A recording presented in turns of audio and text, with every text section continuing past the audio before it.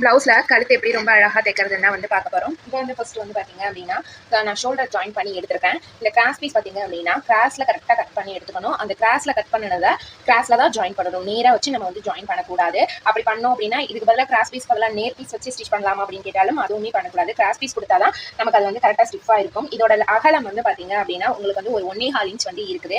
இந்த அளவுக்கு நம்ம எடுத்துக்கிட்டாலே நமக்கு வந்து கரெக்டாக இருக்கும். இப்போ நம்ம வந்து இதில் வச்சு ஸ்டிச் பண்ணிடலாம். நான் கழுத்து பகுதியிலேருந்து வச்சு ஸ்டிச் பண்ண ஆரம்பிக்கிறேன். ஒரு 1/4 இன்ச் அளவில் தான் நான் வந்து விட்டுருக்கேன். அதனால வந்து அந்த 1/4 இன்ச் அளவுலேயே நான் வந்து ஸ்டிச்சஸ் போட்டு எடுத்துக்கிறேன். பாருங்க, நம்ம வந்து அதே 1/4 இன்ச் அளவில் ஃபுல்லாக வந்து ஸ்டிச் பண்ணி எடுத்துடலாம். நிறைய பேருக்கு இந்த கழுத்து அழகாக ஷேப்பாக வந்து ஸ்டிச் பண்ண வந்து வரதே கிடையாது.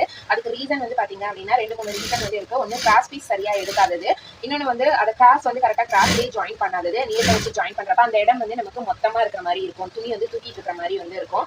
அதனால தான்.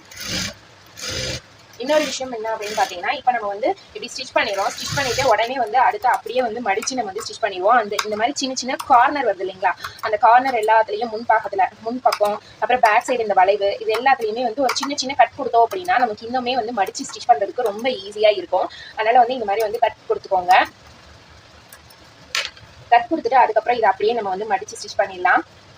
நான் வந்து இந்த அளவுக்கு லென்த்தில் தான் நான் வந்து மடிக்கிறேன். அப்படியே நம்ம மடிச்சு அது மேலே ஒரு படிமான தையல் வந்து போட்டுக்கிடலாம். அதுக்கடுத்து இதை வந்து நம்ம ஊசியோட தையலும் குதிரோட தையலும் இதுக்கு மேலே வந்து போட்டுக்கலாம். இப்போ பாருங்க, நம்ம மடிக்கும் போதே தெரியும் நமக்கு அழகாக வந்து இது வந்து மடிஞ்சு வரும். எந்த இடத்துல துணி வந்து தூக்கின மாதிரியோ இல்லை வந்து மடிப்பு சரியாக வராத மாதிரியோ சுருக்கம் இருக்கிற மாதிரியோ வந்து தெரியாது. இப்போ ஃபுல்லாக வந்து இந்த மாதிரி நம்ம தையல் போட்டு எடுத்துடலாம். அதுக்கடுத்து இது மேலேயே வந்து இதை அப்படியே திருப்பி விட்டுட்டு ஊசியோட தையலும் குதிரோட தையலும் போடுறதான். இதுக்கப்புறம் நம்ம ஸ்டிச் பண்ணுறப்ப இந்த பேக்கில் இந்த மாதிரி வந்து திருப்பிட்டு எக்ஸ்ட்ராவாக இருக்குது பார்த்தீங்களா, அந்த மாதிரி கிளாத் எல்லாம் இந்த மாதிரி கட் பண்ணி கொடுங்க. ஏன்னா அப்போ தான் நமக்கு பேக் சைடும் வந்து நீட்டாக இருக்கும். இப்போ நான் இதை வந்து திருப்பி விட்டுட்டு ஃபஸ்ட்டு ஒரு ஊசியோட தையல் வந்து போட்டு விட்டுறேன். கரெக்டாக வந்து பொறுமையாக எடுத்து ஸ்டிச் பண்ணிக்கோங்க. ஏன்னா வந்து அடி துணி மேலேயும் வரக்கூடாது, மேல் துணி அடியிலையும் வந்து போகக்கூடாது. சுருக்கம் எதுவும் இல்லாத மாதிரி கரெக்டாக நீட்டாக வந்து இந்த மாதிரி வச்சு ஸ்டிச்சஸ் போட்டு எடுத்துக்கோங்க. பாருங்க, நான் வந்து ஃபுல்லாக வந்து அதே மாதிரி தான் வந்து ஸ்டிச் பண்ணிட்டு வரேன்.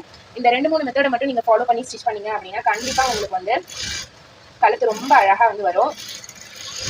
இப்போ ஃபஸ்ட்டு வந்து போட்டாச்சு ஃபஸ்ட்டு தையல். அதுக்கடுத்து வந்து 2வது தையலையும் வந்து போட்டு விட்டுடலாம். இந்த மெத்தடில் நம்ம வந்து ஸ்டிச் பண்ணோம் அப்படின்னா இதோட கழுத்தோட முன்பகுதியும் சரி பின் பகுதியும் சரி ரொம்ப அழகாக வந்து தெரியும். பின்னாடியும் நமக்கு எதுவும் வந்து துணியெல்லாம் தூக்கிட்டு இருக்கிற மாதிரி இருக்காது.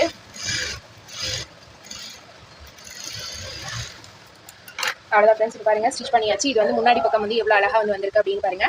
பேக் சைட் பாருங்க எவ்வளோ நீட்டாக வந்து வந்திருக்கு அப்படின்னு சொல்லி. வீடியோ பிடிச்சிருந்ததுன்னா மறக்காம சப்ஸ்கிரைப் பண்ணிக்கோங்க.